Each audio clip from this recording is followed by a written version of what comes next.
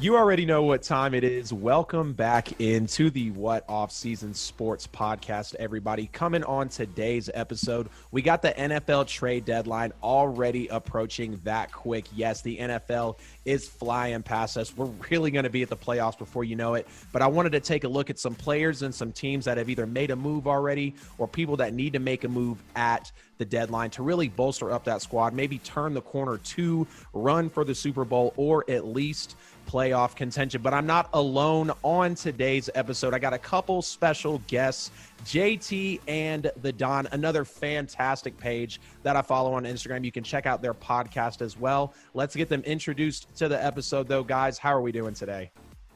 Great. Thank you for having us on. We're good. We're looking forward to it. We're excited. Yeah, definitely.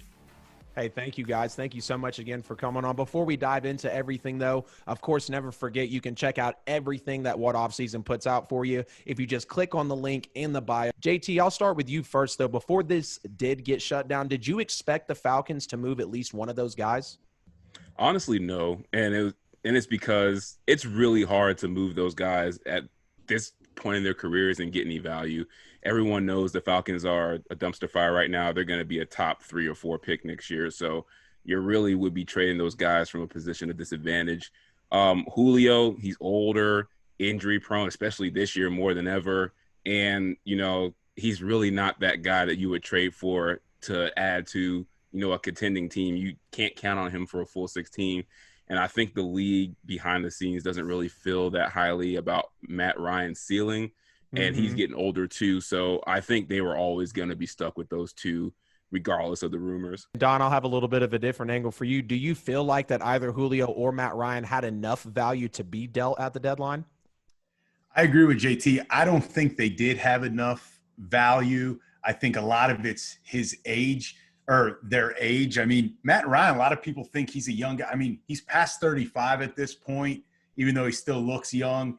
But I think their age and Julio's injury history really prevented them from getting a lot of value back in return. I mean, think about Antonio Brown was only worth a 3rd and 5th round pick. Yeah. So I don't think that the Falcons would have even gotten that in return. And at that point, if you're trading Julio for only a 5th round pick or a 5th and a 7th, why do that? That would look bad. It would be bad optics on the part of the organization to do that. That's actually really interesting that both of y'all bring that up, because I was actually thinking the value that Matt Ryan and Julio could actually bring to the table and maybe deal some pieces off for that Atlanta defense or maybe some subpar offensive pieces. But we know that the number one true need right now of the Falcons, of course, is every bit of a defense, specifically a cornerback and just a semi-good pass rusher at this point. But I do have to say, I do really feel like that Julio and Matt Ryan could bring plenty of value to the table. And I'm here to tell you why specifically. I think if anyone goes, it should be Matt Ryan, and specifically because I think he's had the most cracks in the armor over the years. And when you really come down to what Matt and what Julio have done for the franchise, I feel like you can say they're kind of both equal in that asset, because what would one be without the other? But I think if you want to talk about one not always performing up to that standard of definitely the price tag he's got on him, we see the cap hit that Atlanta could take next year. But at times, I did feel like that Matt Ryan did fold under pressure. And my knock on Matt Ryan has always been he's a good quarterback, but he's not great. I feel like he has to be coached to that great, to that elite level. You look at the MVP year, who is his offensive coordinator? Of course, one of the best coaches in the NFL right now in Kyle Shanahan. And I feel like, honestly, Atlanta fans should be really grateful for the fact that Matt Ryan is still there. I definitely feel like he could have bailed on the team by now, because you go back and look at these guys' stats. I mean, he's consistently top 8 to top 10 every year in passing yards, completions, touchdowns. I mean, Matt Ryan can put numbers on the board for you. And the fact that Falcons fans want to call for his job, or just want to say, people want to say in general that Matt Ryan necessarily wouldn't be able to hit the market and go to another team, I think that's when you got to start really looking into his numbers and seeing how he's been able to hold it down with Atlanta for, these years he's been with the franchise. And you just, if you even just take the numbers away, I think if you look at the qualities of a veteran that Matt Ryan brings to the table, I believe teams would honestly pay upwards of like $23 to $25 million for Matt Ryan. Those teams that are really in need of a quarterback, They just feel like they're that one piece away. And I've got a few teams that I am going to bring up here, but those teams that just feel like they could have that one piece away from being in that conversation, being a Super Bowl contender. Don, I'll actually ask you first, man. If Matt Ryan were to leave the Atlanta Falcons, who could you see him landing with? I'll look at the end of the season since Schefter came out with that report. And going back real quick, the way you said, I still think he can bring value to a team. It's just a matter of worth enough value in return for the Falcons to make a move. So if we're looking at the end of the year, I've got to think possibly the Colts. They've already shown they're willing to invest in an older quarterback like Phillip Rivers, who's only on a one-year deal. They may want to do the same sort of deal, like you said, $25, $33 million range. They may go 1 or 2 years at around that per year average salary. So I would say possibly the Colts would be a good landing spot at the end of the year, because they do have some weapons. And I think Ryan would be a better fit than Phillip Rivers is at this point there. Right. Absolutely. I agree with you. And JT, if the Falcons did send off Julio at the end of the year, what do you feel like should be their priority in return for Julio Jones? Should be offensive line, because I was going to actually jump in and kind of talk to you about, you were saying that Matt Ryan is the one that kind of has the cracks in the armor. I think it's more of, yes, he is getting older, but he has, the line has been shaky and he's not really an athletic quarterback. So you see where the league is going as far as quarterbacks. But I would imagine it would have to be offensive line, because I think the defense would be less of a priority if you can't protect the guy that's putting up points for you on offense. So any lineman or any draft capital they can get to get an elite offensive line prospect, I think that's where you got to go if you're trading Julio and trying to get stuff in return. Yeah, absolutely. I agree with you. And that actually is going to help us segue into this next topic here in just a little bit. We know Matt Ryan is always really getting the crap beat out of him every season, and it's tough for him to be able to stay at that coachable and potentially elite level. But I mean, he's got to stay healthy in order for him to even get there. And, before we move on, when people were talking about Julio Jones potentially getting traded, I just thought that was absolutely wild to me. I think he's Atlanta's best player without a shadow of a doubt. I still think he's a top player in the NFL, and I still think you could put him in the potentially best wide receiver in the league conversation. I know he had a little bit of the injury history, or not injury history, rather, a little bit of injuries this year, but I would say for the better part of Julio Jones' career, he's been able to stay healthy. And you look at names like DeAndre Hopkins and Devontae Adams, I definitely feel like Julio Jones can still be in that general conversation. And if you want to talk about potentially market value for Julio Jones, anywhere he goes, he's going to have to be wide receiver one, not because of the ego, but I feel like the production and just the natural raw talent that Julio Jones brings to the field. And he can really be wagered, like I said, as the best receiver in the NFL. If you want to talk about what he can bring to a team, you look at his numbers, he averages 1,350 yards a year, and only 2 years out of his entire career has he not been a 1,000-yard receiver. Now, he's not a big touchdown catch guy. His career high in touchdown catches is only 8 a season, but you look at the almost 1,800-yard year that he did have not too long back with Atlanta, and Julio still got it, man. I think he can bring tremendous value to any team, and like you were saying, JT, if he does get sent off, you definitely got to ask for some O-line pieces, or really, I think the defense has to be stressed a lot. You want to get a good corner in there, and you want to get some pressure on the quarterback as well with the pass rush. JT, I want to come back to you first, though, like I did ask Don, if you did see Matt Ryan going somewhere after this year with the Falcons, where would he land?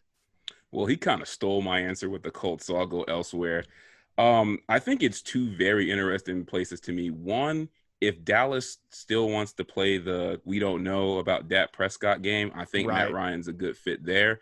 But you kind of already mentioned, when was Matt Ryan the most successful? When he played with Shanahan and they went to the Super Bowl. I think the 49ers are almost out of Jimmy G's contract. They don't know if he's the guy. Why not bring in a familiar face that you've already won with? And Matt Ryan, he knows the system. Just get some more weapons around him. Running game's there. The offensive line is already there. The defense, like you said, in Atlanta, it's going to be there for him in San Francisco. So I think the 49ers is a sneaky spot for him to end up.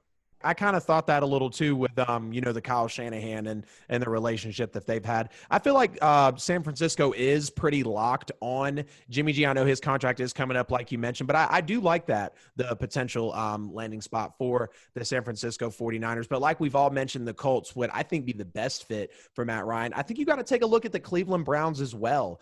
I don't believe the Browns are 100% bought in on Baker Mayfield just yet. I know coming off the 5-touchdown game and everything, it's a lot of inconsistency from Baker Mayfield. I know the Browns are loaded, and I feel like they're at a point in the franchise where they've had question marks for so long at the quarterback position. You got to start to look at someone that could come in and really also help mentor all those egos that are with the Cleveland Browns. We know we've had issues with OBJ before. There's a lot of mouths to feed on that Cleveland offense. So you bring in a veteran like Matt Ryan who can coach, not even necessarily coach those guys up, but get the locker room bought in on him and just be able to kind of smooth that just rough slate that's been in Cleveland out for so long. Because I can kind of compare the Indianapolis situation to the Browns situation. And I mean, if you really look at it, the Browns are just a lesser version of Indianapolis right now. And I mean, you can even go from offense to the defense. I think they hang pretty evenly in that aspect. Talking about Julio and Matt Ryan, we talk about landing spots for Matt Ryan. I think Julio has two potential spots that if there were a trade to be made, whether in season, off season, I'd be really intrigued to see him to go to these two spots. One, New England, presuming Cam Newton stays there. They need weapons. I don't care how good Cam is, even if he was back to his 2015 form with this team, it may not even have as many weapons as the Panthers did in 2015. So I would love to see him with finally a legit number one and in New England with some weapons. That would open up things for Edelman. They've got Damian Harris, a young running back, still got James White that can come out of the backfield catching passes. But with Julio, man, I think it changes everything. And then a sneaky place that he could end up that would maybe put this team over the top, at least for next year or the remainder of this year, the Green Bay Packers. Oh, yeah. Sounds far-fetched, but Devontae, Julio, A-Rod, put them together for a year or two. Wow. I mean, they're winning now. Imagine having a guy like Julio for when Devontae gets injured, because he always does, or just to have that 1-2 punch with a healthy Aaron Jones. I would love to see him in one of those two places to try to chase a ring. I agree, man. I think he would be killer in either one of those spots because, like you just mentioned, with New England, they 100% need some sort of downfield threat, somebody outside of really an 80% Julian Edelman, man. I mean, I know the guy's resilient and everything, but getting beat up so much last year, it just kind of makes you nervous. He really feels like he's your only true guy out there. So handing Cam Newton someone like Julio would be immense, really. And then to the Packers, I think that would just break the NFL. You give Aaron Rodgers a guy like Julio Jones. I mean, you've got two deep threats on the outside. So I think he would absolutely kill it with either New England or Green Bay. But getting on a really hot topic here, a move that a team just made before we really get into the thick of the trade deadline talks. We know that the Tampa Bay Bucks were entertaining Antonio Brown with a visit. They were able to get the deal done. AB is now going to officially be a Tampa Bay Buccaneer, debuting in Week 9 against my New Orleans Saints. JT, I want to ask you first, did the Bucks even need Antonio Brown? I think it depends on who you ask. I think if you're asking the average Buccaneers fan, they would say no, because we already have Godwin and Evans. But I think what Tom Brady is saying is, yes, we do, because those two aren't enough to get to the Super Bowl and win. And with all due respect, I think he's the only one in that locker room, coach or player, that knows what it takes to get it done in the clutchest moment in the Super Bowl when you need that guy. And I think he's practiced with them enough, played with them enough to say, look, yeah, I played with AB before. He has what it takes, and I trust him in that clutch. I'm not so sure about Mike Evans and Chris Godwin yet. And I think that's why they brought him in, strictly because Brady's like, look, we need this guy to win. Is AB going to blow up this locker room? Yeah, JT and I have spoken, but we've actually spoke about this previously. So I'm so glad you asked this question. To answer your question directly, yes, maybe not in the way that people saw it in Pittsburgh, But I think one, and I want to also comment on JT's comment, but one, to answer your question, he blows up the locker room because not maybe because his antics or, you know, the chemistry. I think it's because if you look at a guy like Mike Evans, former Pro Bowler, Godwin had a great year last year. These guys were hoping with Tom Brady, it was their turn to shine. It was their turn to be Randy Moss of, what was that, 2007, right? It was their turn to be Julio Jones, to be Antonio Brown. And Godwin's finally getting healthy, and you start to see them come around. I mean, they scored, 45 against the Raiders. Yeah. They scored that before that. Has been real hot the past 2 weeks. Yep, the past 2 weeks, and really 3 of the past 4. It was only that Chicago game that they struggled because I think they scored 38 the week before Chicago. Right. So they felt, hey, we're getting healthy. Ronald Jones is running the ball. Gronk seems to now be getting back to maybe not his old form, but he's getting better. So what do we need a guy like this for? Like, it's our turn now. And so I don't think that he's going to help the locker room because I think maybe he doesn't act up off the field, but he's taking targets away from those guys. And those guys are playmakers, they're athletes, they're competitors, and they're not going to be very happy with that. So that's how I think he's divisive in the locker room, is taking targets away from guys that are really, really good. And JT, you say that, Antonio Brown knows how to win. How does he know how to win? Has he ever won an AFC title? Has he ever won a Super Bowl? No and no. So he's in no different spot than a Mike Evans or a Chris Godwin. Is he not? What has he won in his career besides Pro Bowl games that those other guys have not won? Nothing. Am I allowed to respond to him? 100%, bro. I think you're asking the wrong question. It's more of how many times has Tom Brady been in the way is the reason why AB hasn't been able to win anything. Also, how many times has Gronk embarrassed the Steelers defense in a primetime playoff game? That's the reason. Also, too, how many times has Vontaze Burfict taken them out of a game with the dirty play? I get what you're saying. We're not talking about the Steelers. No, but I'm talking about but AB's been with the Steelers his whole career, so I'm answering your question. And also, too, you have to take into account, I think this whole thing is, I think you're looking at the wrong person. I think it's because of Brady. One, Brady knows he's played a lot of really good teams over the years being with the Patriots. He knows who the studs are. He knows who the killers are in clutch time. He knows AB is still that guy. Don't forget, he was just playing with the Patriots not too long ago. One game, he saw him in practice. He knows he's good. Trust me, this guy can still move. The Seahawks wanted to sign him too. He just didn't make it to Seattle in time. All the elite quarterbacks know he's that guy that they need to win and in clutch time. So I think it's more of, will he blow up the locker room?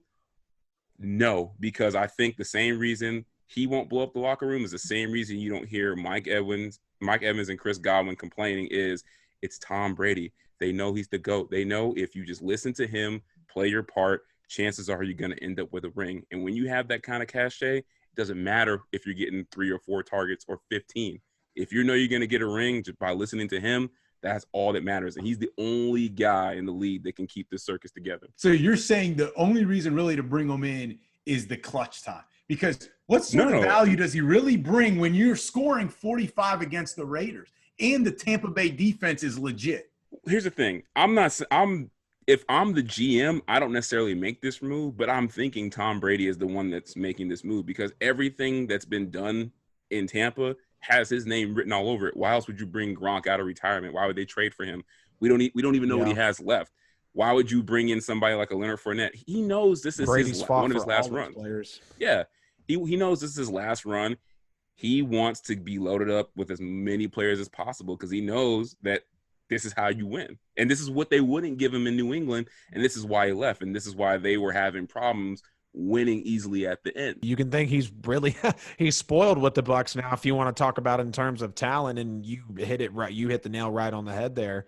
JT. I mean, talking about why he left New England, just not having any weapons, any disposal. And I'm sure Brady kind of felt like, in a way, damn, I've brought y'all 6 rings and you can't even hear my voice on when I want to go get a decent tight end or a semi-deep threat wide receiver. And now he's over here balling with three superstar receivers, a potential superstar tight end, which Gronk is probably going to emerge and be the old Gronkowski towards the middle to the end of this year. I can already see it coming. They're building that chemistry. And then, of course, Leonard Fournette, you've got Rojo, you've got LaShawn McCoy. I mean, they just have a plethora of everything. The defense is, I mean, you can argue the defense is the best in the league. Of course, it's right up there with Pittsburgh. So, you can really agree that Brady fought for all these players. And like you mentioned, it's the last ride. He's got to get stocked up. He's got to get ready to go, because it really does feel like this is the super team of the NFL, and it's going to be Super Bowl or bust. But I can't say it's not risky, because we've seen Antonio Brown. We've seen what's been happening. And I want to have faith that AB can come back in, get his P's and Q's together, and be able to serve his suspension, ride it out, and come off and be able to make that Week 9 debut. And I have a good feeling that he will, but I don't want him to slip back, to get too comfortable, to think, oh, I'm playing with Tom Brady, this is a 100% Super Bowl run, because I could see that getting to AB, assuming his ego is going to bring that much to the team. I just hope it doesn't implode, but I feel like the thing is, Brady obviously knows something that we don't know. Brady's been here 9 times. He's going for a 10th time potentially this year, won it 6 times. So Brady obviously has got the inside scoop on everything. And if you want to talk about a clutch guy, if you want to talk about someone that produces, go look at Antonio Brown's numbers since he's been drafted. I want to say he's first in all of the receiving categories and maybe second in a couple of those, but just the production and the raw talent. I mean, you can argue he could be the most talented receiver in the NFL when you look at trait for trait, and the numbers are 100% there. So what you said at the end there was his productivity. One, he's now 32. Yeah. And I know he does a lot of social media videos, stays in great shape, but so is Le'Veon Bell. And look what happened. Like, at some point when you're not actively playing, it's been a year and a half now that he's really been in that grind. At some point, same with Gronk, not only does it take a while, but sometimes you never get back to that elite level. That's one. And then the second part of what you said about his productivity, he was getting mega target shares in Pittsburgh. Oh, yeah. Getting punt returns, reverses, anything and everything. Do we really think he's going to get that in Tampa again, with Brady never really doing that, even when he had Randy Moss, and then Godwin and Evans? Brady, we know how smart he is and that he wants AB, but he also knows he still needs Evans and Godwin. And so he's going to target those guys. And what happens in that game that maybe they lose and AB gets 4 to 5 targets? Is he going to throw a temper tantrum like he did in Pittsburgh? Yeah. That would be my concern. So you're right. It may end up blowing up. That's kind of where I'm leaning to. But at the same time, you guys are both right that, Tom Brady probably knows something we don't know. You want to know what Tom Brady knows? That you can't win a Super Bowl throwing to Demir Bird. And that's all. That's why it's going to get AB. Exactly. But see, you're wrong there. He's throwing to Mike Evans and Chris I'm sorry, not you guys, JT. I don't want to lump you in with JT's opinions.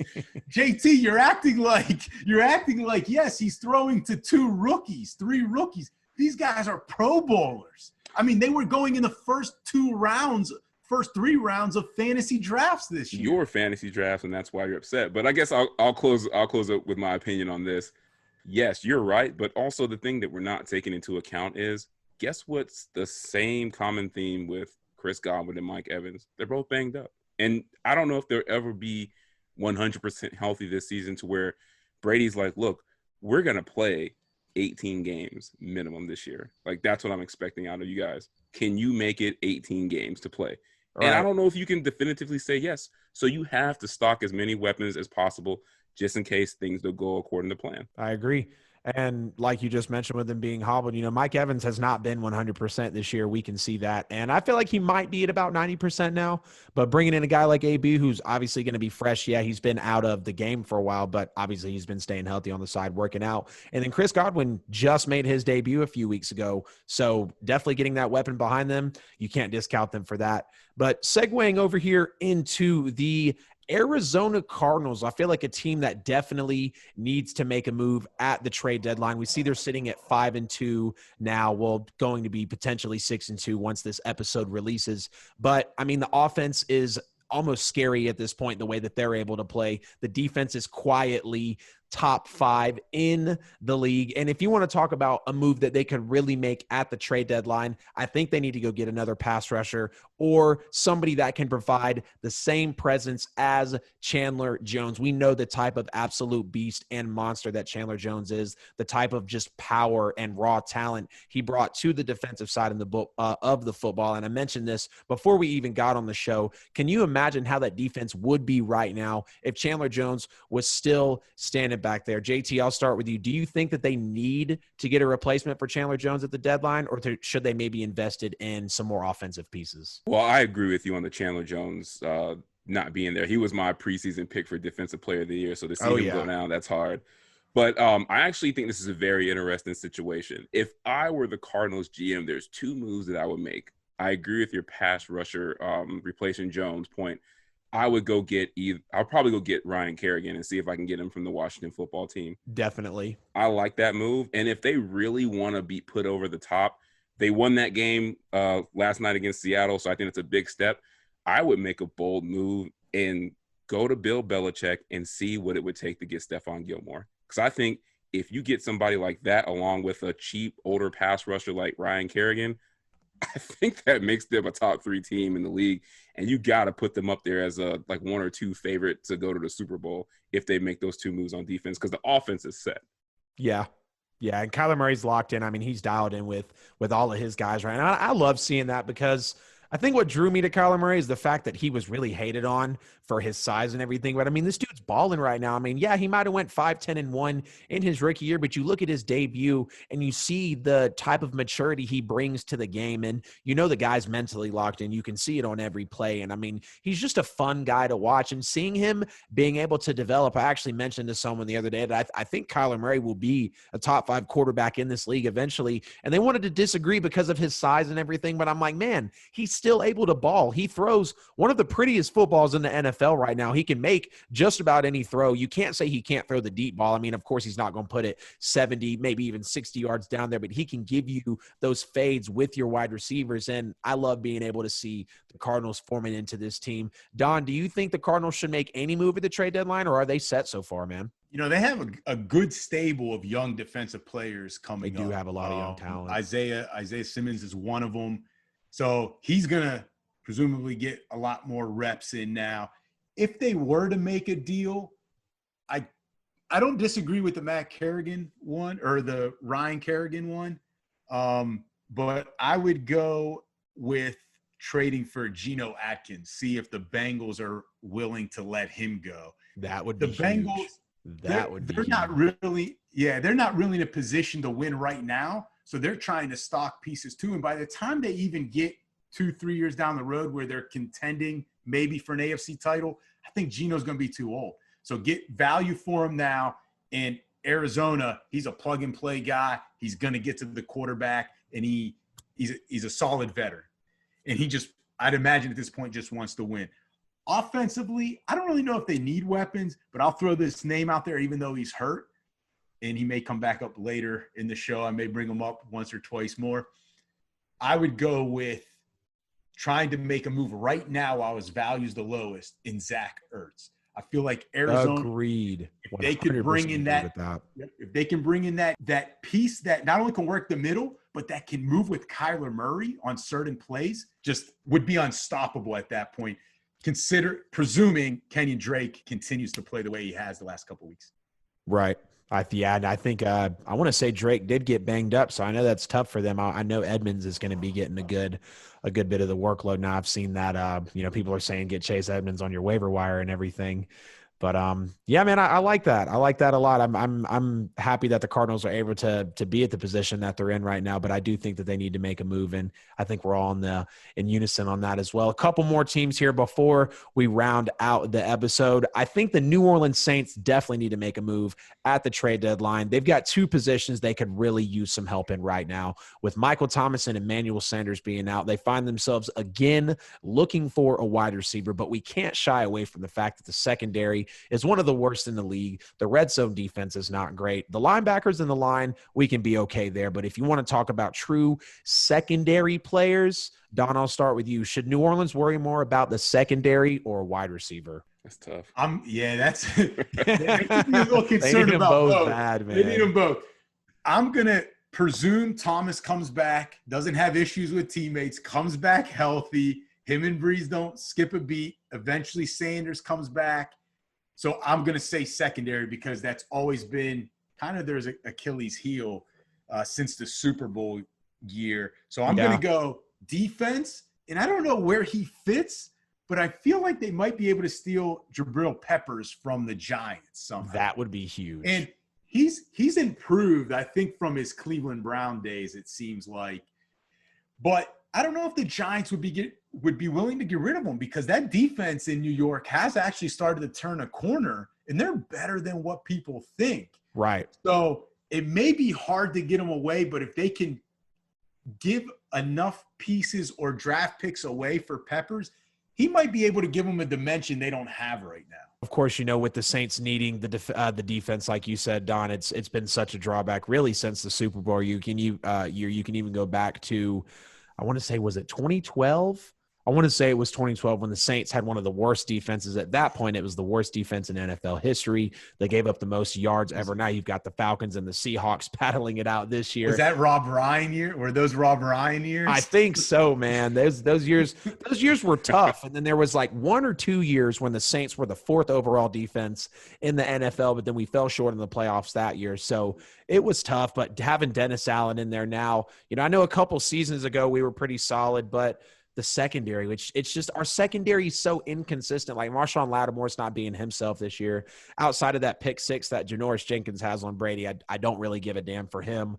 Marcus Williams has been a good player outside of the Minneapolis Miracle, but he's kind of starting to venture the other way. And honestly, I would love to see PJ Williams leave. We got rid of Von Bell and we got rid of Eli Apple, so I was happy about those. But we've got guys back there between Patrick Robinson and, like I said, Marcus Williams is not a bad player. You got Marshawn Lattimore. Of course, you've got Janoris Jenkins. DJ Swearinger really only comes in when I want to say someone's hurt. I mean, he plays, like a couple snaps a game, really.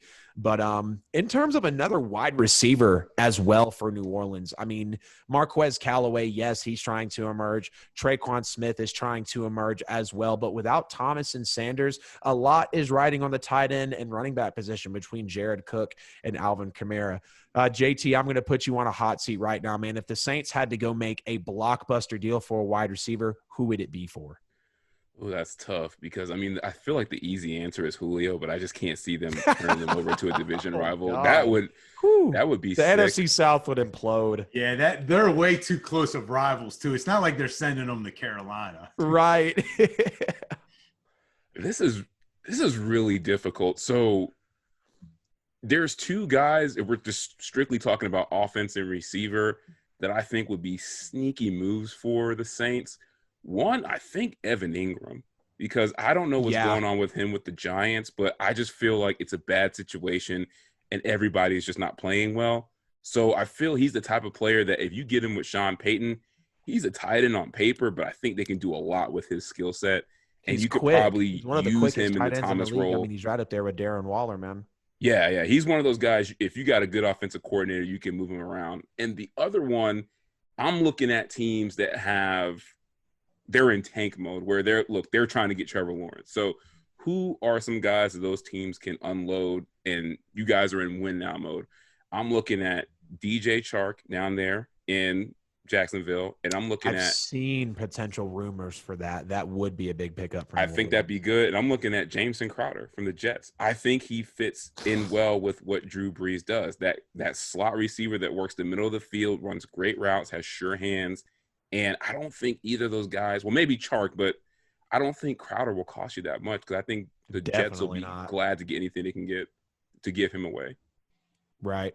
Yeah, that would be huge. That would be huge for New Orleans. And, the thing that the Saints have really been able to do well is you go back and look at the NFC Championship year when you had guys like Traquan Smith and Dan Arnold and Tommy Lee Lewis and Keith Kirkwood catching touchdown passes. And, I mean, some of these guys went to the XFL and, they don't play anymore. But it was undrafted guys that Sean Payton and Drew Brees and the offensive coordinators were able to put together and get touchdown passes to when guys like Jared Cook and guys like Michael Thomas and Alvin Kamara weren't producing, or they were obviously just getting clamped on by the defense. So I have faith in the Saints being able to find a Marquez Callaway and to find a Deontay Harris, but I feel like that will run out eventually through the season. And one thing I hate to say about the Saints, but it seems to be true, is the league always catches on to them later in the season and in the playoffs. They know that they can't let Breeze sit back there and dissect them. They can't let those screens get off and those short slants. So when they put the pressure, we're going to need someone like a Michael Thomas who can get 15 to 20 yards out there,